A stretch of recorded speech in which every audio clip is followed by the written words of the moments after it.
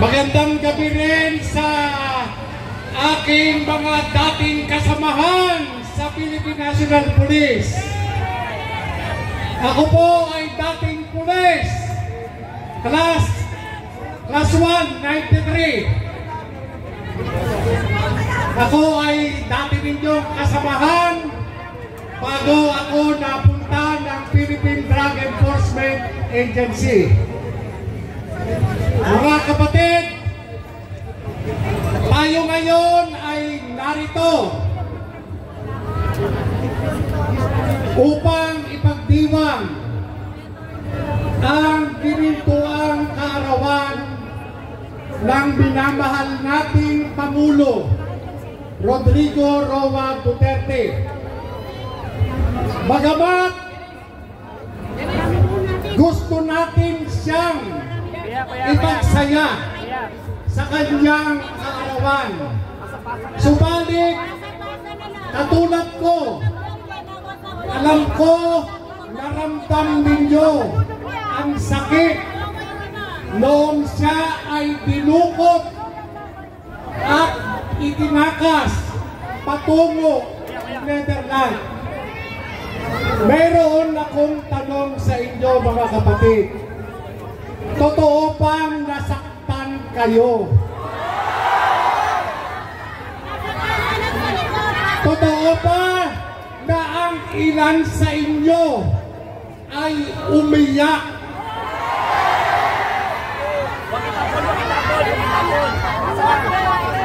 Alam nyo mga kapatid, noong nangyayari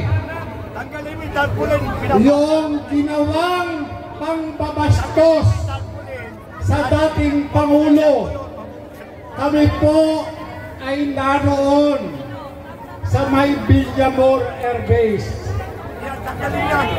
Damang-dama po namin kung papaano yung gusto mong sumugod doon sa may loob ng kampo. Tila mga nakagapos ang aming mga kamay. Napakasakit po ng pakiramdam ang ginawa nila sa isang ama ng ating bansa. Patuloy tayong nananawagan sa nangyari pa sa ating mahal na Pangulo. Uuwi pa ba tayo? Hindi ko narinig. Uuwi pa ba tayo? Uuwi pa ba tayo hanggang di bumababa to? Ano gusto ng taong bayan?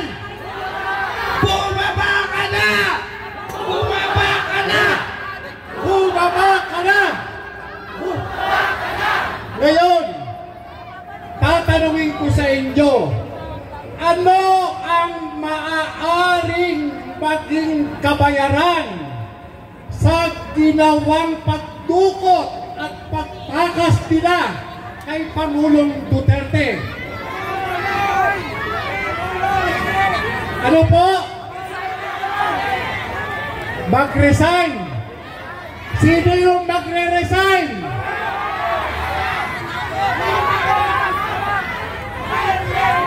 O ito para malinaw. Gusto kong malinaw. Baka mamaya si Torre lang ang pag-resignin ninyo. Gusto ko yung malinaw. Sino ang gusto ninyong bumaba sa pwesto? Teka muna! Huwag masyadong excited. Sino ang gusto ninyong bumaba sa pwesto? Sino? May narinig ako rito, si Palaka daw.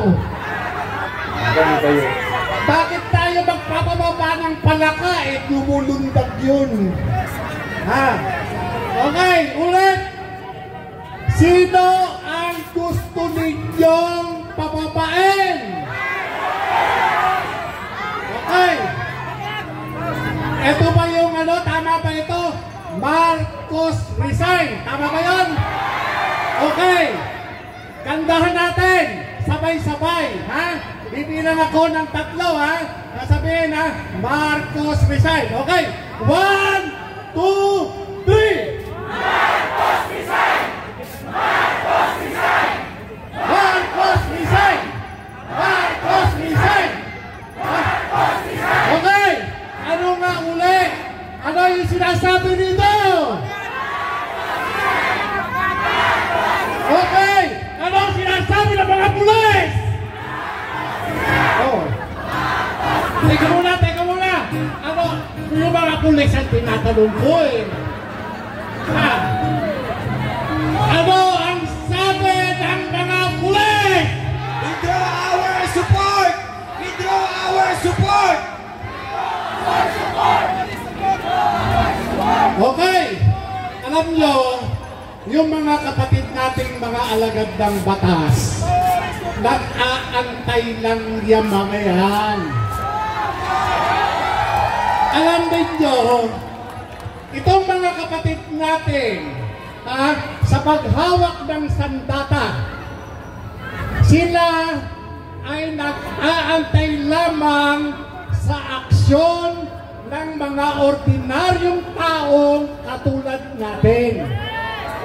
Kaya huwag tayong magagalit. Maya-maya, kasama na natin ang mga yan! Walang tulugan! Walang tulugan! Walang tulugan! Walang tulugan! Alam nyo, mga kapatid, Ito, teka. ito Gutom na sila eh. Bigyan ng burger yan! Bigyan ng burger yan! bigyan ng burger yan! Okay, mga kapatid,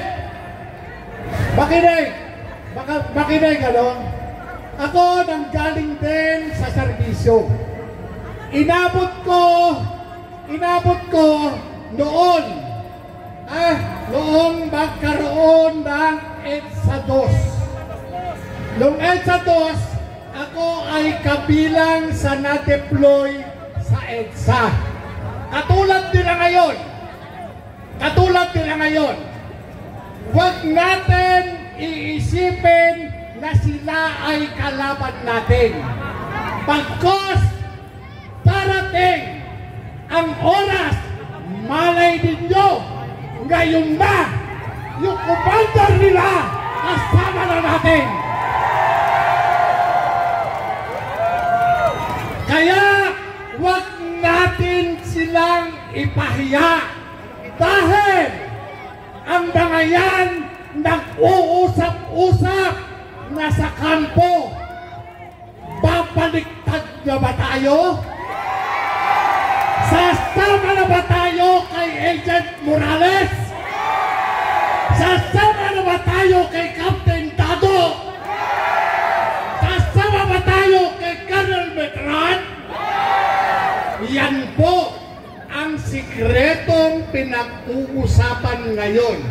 Kung papaano sila sasama sa ating pagkilos.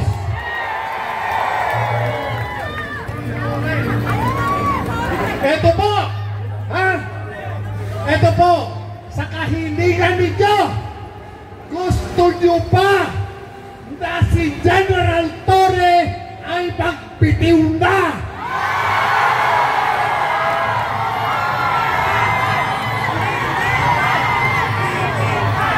Okay. Parang mahina, parang may ayaw. Okay, tatanungin natin yung banda rito. Gusto ninyo ba na bumaba na si General Torre? Aba, nakikita ko yung mga pulis gumaganong, oo.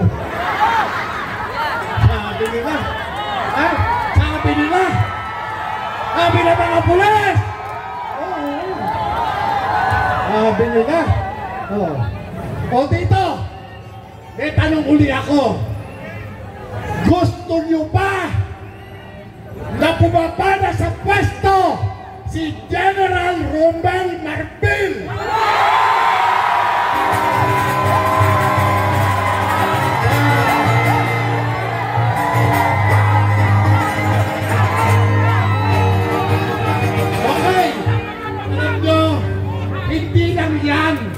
hindi lang ang mga ulo nila ang hihiligin nating gumulong.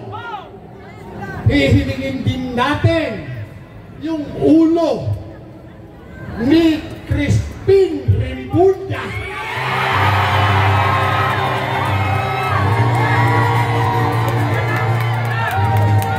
Okay, hihiligin natin na huwag ka nang mahiya. Bumaba ka na! Kung ikaw ay may imbitasyon na, magpahina ka na.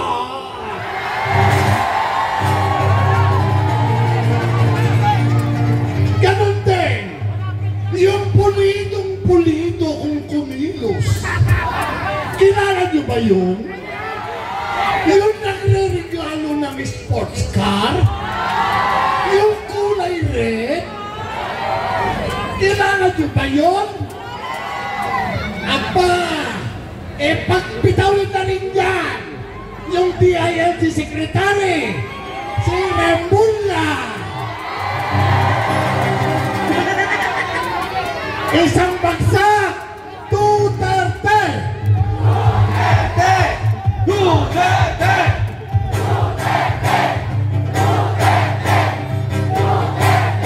Kaya, mga kapatid, ngayon pa lang, talagang nananawagan na tayo sa lahat ng mga nariyan pa sa tahanan. Tigilan nyo na muna yung paglululo. Tigilan nyo muna yan. Magpunta muna kayo rito. Magsama-sama tayo. Dahil yung kaapihang dinadanas natin ngayon, matutultukan na ngayong araw na to. Maraming salamat po.